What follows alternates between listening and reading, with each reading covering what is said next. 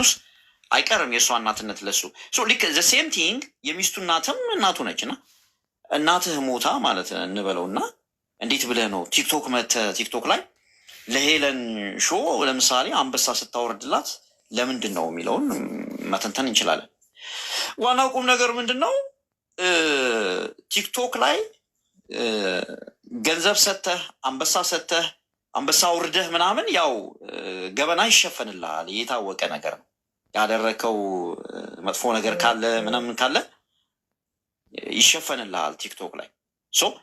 ቲክቶክ ላይ ሊሸፈንልህ ከፈለክ ደግሞ መክፈል አለብህ እና ይህ ልጅ መጥቶ አንበሳ ያወረደበት ምክንያት እንዲሸፈንለት የፈለገው ነገር አለ ማለት ነው። ይቺ ሄለን ደግሞ እንትነሽ ማለት ነው። የምታውቀው ሚስጥር አለ ማለት ነው። ይሁን የምታውቀው ሚስጥር አለ ማለት ነው እና ያ ሚስጥር እንዳይወጣ ሆን ብሎ የተደረገ ብዬ ነው ማምነው እኔ እና አሁን እንደውም ፑሽ መደረግ ያለበት ይቺ ሄለን ነች። እንደውም አንበሳውን መልሽና እውነቱን አውጪ ምናምን ማለት አለብን ማለት በቃ እሱ ላይ እንደውም ፑሽ ማድረግ አለብን። የሆነ ሌላ ቀን እንደውም ቦምቤ አጀንዳ ስትከፍት በቃ ምን መሆን አለበት? ሄለን አንበሳውን መልሽና ወደ እውነት ተመለሺ ምናምን አይነት ነገር አርስት መከፈት አለበት ነው እና ለምቢባል እንዴት ነው እሷስ? ልክ ነህ እኮ ልክ ነህ ፒሲ። አሁንም እኮ እሱ እኮ መናገር እኮ ይቻላል። አሁንም ራሱ ቤቱ በየአይነት ስለሆነ ሞፌ ነው እና ልክ ነህ። እሱንም አርስት መቀየር እንችላለን። ቦምቤ ራሷ ብላለች ዛሬ ሄለን አንድ ትንሽ ልረጋጋ ብዬ ነው ማወጣው ሚስጥር አለኝ ብላለች። አልሰሟችሁ ማለት ነው። ዜዶ ደግሞ ቅድም ኤድመንድ ቤት ከሰማችኋት 2 ወር ምናምን ጠብቁኝ ከፍተኛ እኔ ላይ እንደዚህ የሆናችሁት ከእኔ ፊት ለፊት ወጥቼ ስለተናገርኩ ነው። ይቅርታም ጠይቄያለሁ። ሌላ ከባድ ሚስጥር ይወጣል 1 ወር 2 ወር ጠብቁ ስትል ነበረ። ስለዚህ የሆነ ነገርማ አለ እንሰማለን። አሁን ደግሞ ይዘርግፉት። ሴትዮዋ እንደሆነ ሞታለች። በቁሟ ያለች እንኳን እኮ አላዘኑላትም። ስለዚህ የሚያውቁት ነገር ካለ ይዘርግፉት። አሁን አለቀ።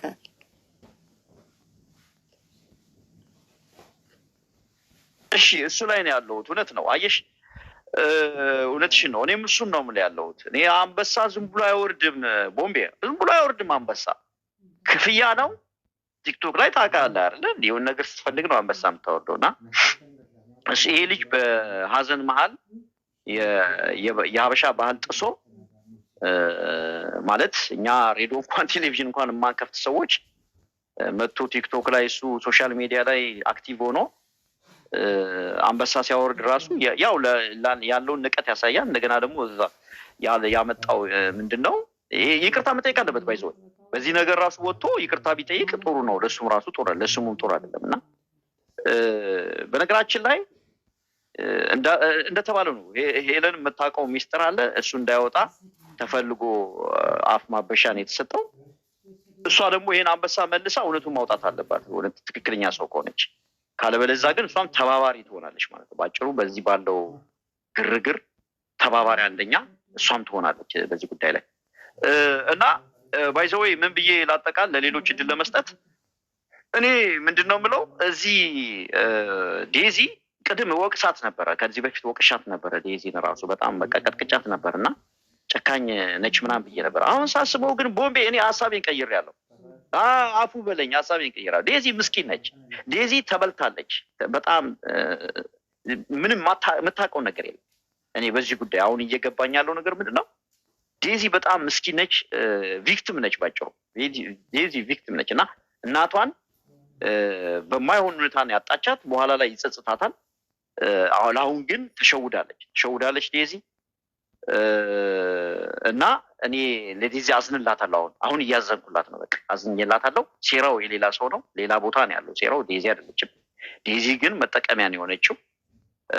እናቷን ጥላ መታ እናቷን ጠላት ኢቭን ባይዘወይ ምን ተብሏል? ምን ብሏ መሰለ ይሄ ልጅ ነው እነቱ የሰማሁት ነገር ምንድነው በደንብ አጣራዋለሁ ይሄን ጉዳይ። ግን የሰማሁት እናትሽም ትፈልገኛለች ይሄው እየጻፈችልኝ ነው ምናምን ብሎ ዴዚን እናቷን እንድትጠላት አድርጓል የሚባል ነገርም ሰምቻለሁ።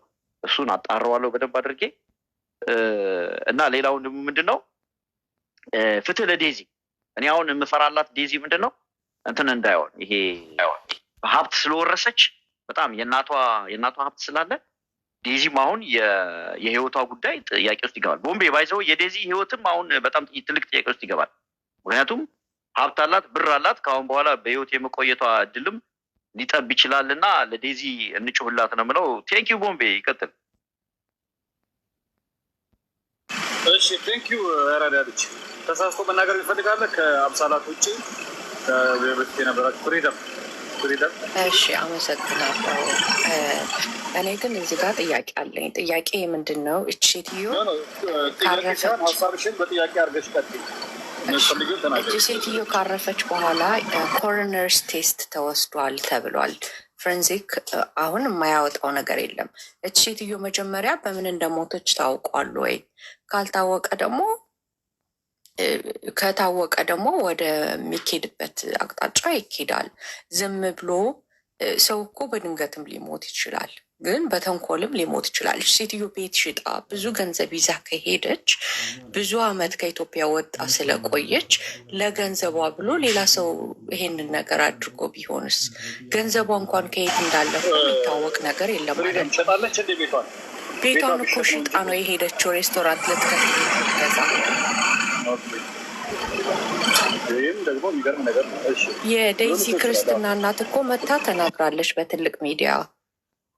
ስለዚህ ዴይዚ እንደውም ብርም ኢንሄሪትድ ላያደርጉ ይችላሉ፣ ምንም ላያገኙም ይችላሉ። የሚታወቅ ነገር የለም። ለምን ከበሊታ እጅ ላይ ደርሶ ሊሆን ይችላል ብሩ።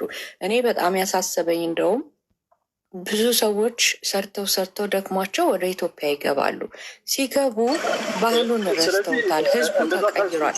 ለገንዘቧ ተብላ ይሄ ነገር ደርሶ ሀሳቡን ሰፋ አድርገህ ነው የኔ እናት ልጅ፣ ሀሳቡን ሰፋ አድርገህ ነው። እንደዛ ማካልች ብር ይዛ ከሆነ የገባችው ከዚህ ጀርባ አሞራ ቢኖርስ?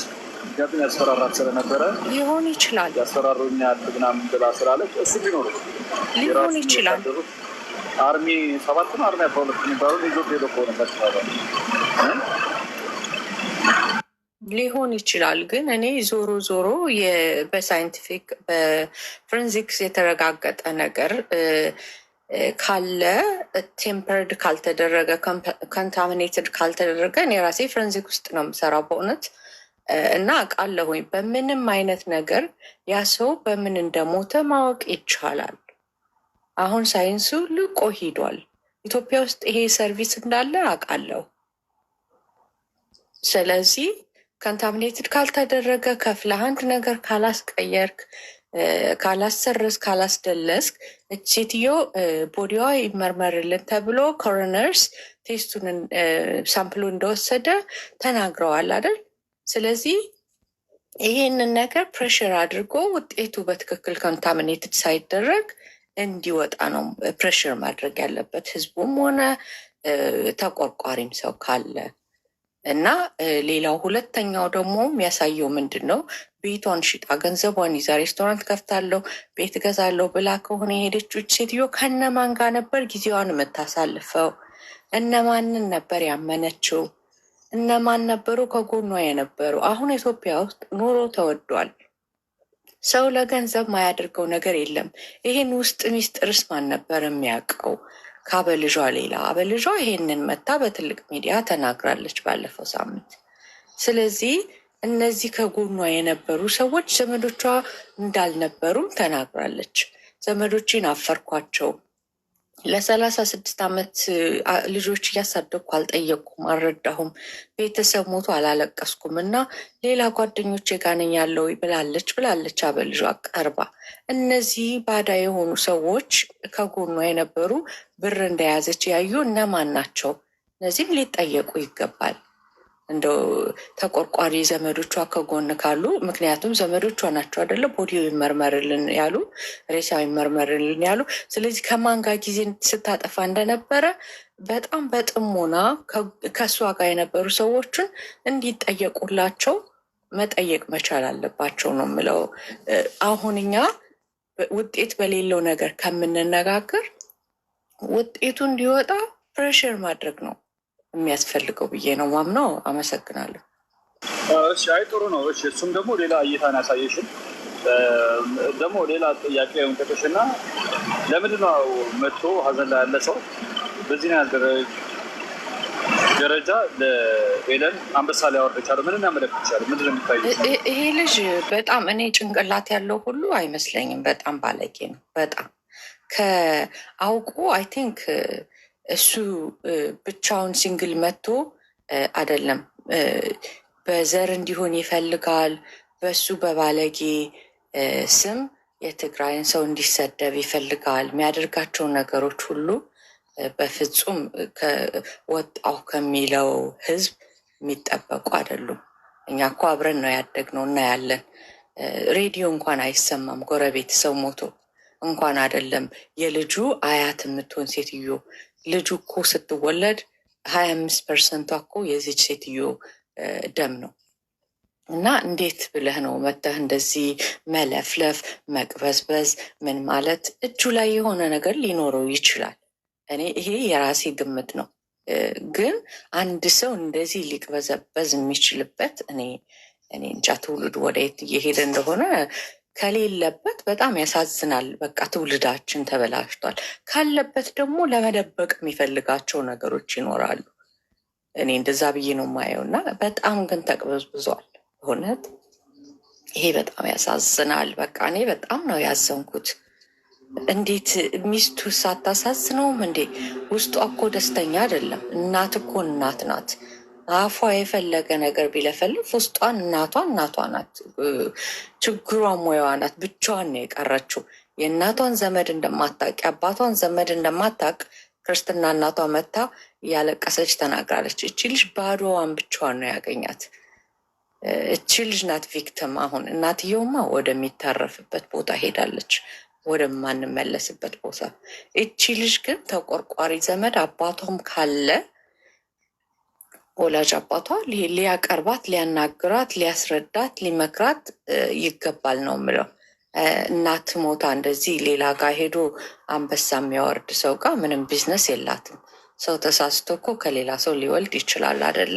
ስህተት መታረም ይችላል እንጂ እንዴት እንደዚህ ይደረጋል? ነውር ነው። በማንኛውም ባህል በኢትዮጵያ ቢታይ አማትህ፣ የልጅህ፣ የሚስትህ እናት ሞታ እንደዚህ አይደረግም። ሴሌብሬሽን እኮ ነው ያደረገው አንበሳ ማውረድ እና ይሄ ትክክል አይደለም። ሊመክሩት ሊዘክሩት ይገባል። ከጎኑ ያሉ ሰዎቹም ሆነ ቤተሰቦቹ። ጭራሽ ወደ ሚዲያ መምጣት አልነበረበትም አርባው ሳይወጣ። እውነት ለመናገር በጣም ያሳዝናል። ስራው እንኳን ከሆነ ጥቁር ለብሶ መጥቶ አንገቱን ደፍቶ ሌላ ስራዎቹን ሰርቶ መሄድ ይገባው ነበረ። ይሄንን ትቶ ሳይቀብጥ ማለት ነው። በጣም እንደው ይሄ ከሆነ ኢንካም ማምጫው ቲክቶክ ከሆነ ሌላ ስራዎቹን ሰርቶ ጥቁር ሸሚዙን አድርጎ ሀዘኑን አሳይቶ መሄድ ይቻል ነበረ። ግን ትክክል አይደለም የተሰራው ስራ። ምን አለ እህት አለችው ከጎኑ ይባላል። ቢመክሩትስ ምክር ከሆነ የሚያስፈልግ እና ቪዲዮም አሉ ይባላሉ። እና እንዲሁም ደግሞ ዘመዶቹም አሉ አለ ትግራይ ወገኖች። ለምንድን ነው የማይመክሩት? ልክ ነው። ጥሩ ጥያቄ ነበር። እናመሰግናለሁ። እሺ እህታችን ሁለተኛ ዙር ትመለሻለሽ። ሰላም ናችሁ? እንዴት ናችሁ? ቆይ አንተ በአሞራው ሳይድ ስላለ ቆይ መጨረሻ ላይ የገባኸው እኔ ላውራ እንዴ? ሮዛ አንቺ። እሺ ሰላም ሁላችሁንም። ሄሊኮፕተር እየነዳሽ ነው ወይ? እሺ በልበል ይችላል። አሁንስ እሱ ወደ መሬት ወጣ። ጎበዝ አሁን ወርደሻል። እንትን አድርጌን። እሺ ይቅርታ፣ ኤር ኮንዲሽንም ስላለስ ይሆናል ድምጽ ያለ። አይ እንደው በጣም ማለት እግዚአብሔር በእውነት ይማረን። እኔ በጣም እንደዚህ አይነት ትውልድ መፈጠሩ ያሳዝናል። እምልህ የሰው ህይወት እስኪጠፋ ድረስ መንስኤ ራሱ ሆነህ መነገሩ በጣም አይምሮ ይነካል። በነገራችን ላይ እህታችን ልቀጥ ያለሽ የህወሓት ሰዎች መታችሁ ሀሳብ መስጠት ትችላላችሁ። ስድብ ምናምን አንፈልግም። ደብረጽዮን ገስት ላይ ያየሁ ነው። መግባት ከፈለግ አንዳንድ ቁጥር ጻፍ፣ ግን ስድብ አይቻልም። እና ወንድማችን አንተም ለህወሓት እኩል ያለው ሀሳብ መስጠት ትችላለህ። ስድብ ምናምን ሳይሆን ያው በስርዓቱ አንተ እኔ ጋር ያለው እውነት ይሄ ነው ብለህ የምትለው ነገር ካለ በኋላ እንሰማለን። ሮዝ ይቀጥል። እሺ ምንድነው እኔ በጣም ደግሞ ያስደነገጠኝ ማለት ነው ትላንትና እንደዚህ